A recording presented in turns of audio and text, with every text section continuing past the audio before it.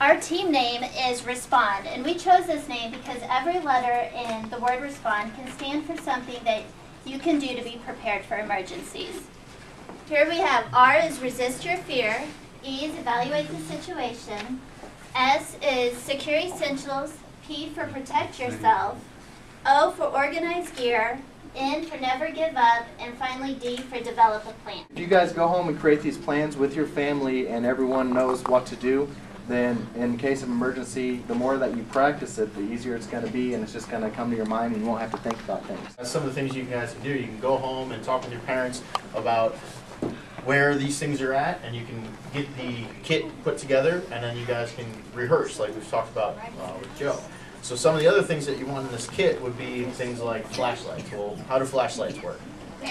There you go. So now I'm going to turn it over to Brad, and we're going to go through a little exercise about things that could be in your kit, or maybe you should take with you, or maybe you shouldn't.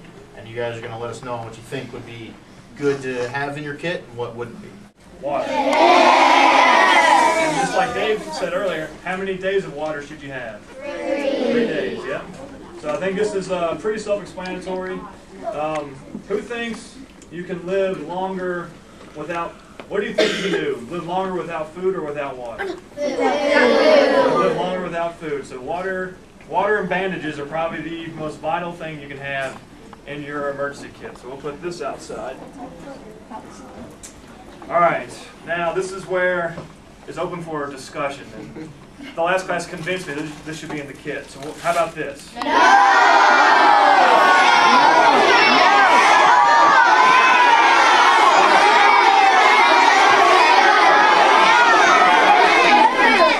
All right, you sir, what do you say? I say no because you'll get fat. We'll get fat.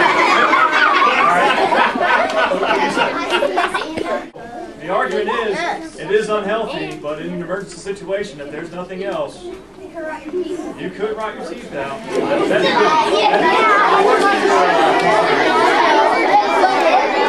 okay, so in the box or in the kit?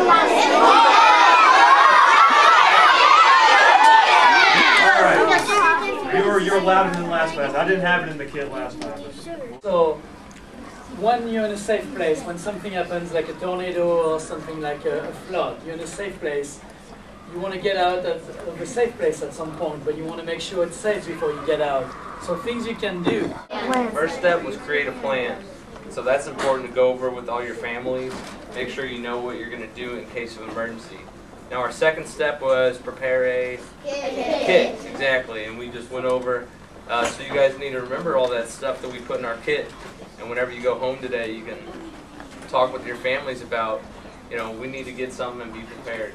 And the third one was listen for instruction and information. Who can tell me the 3 steps of being prepared? The little girl in the orange?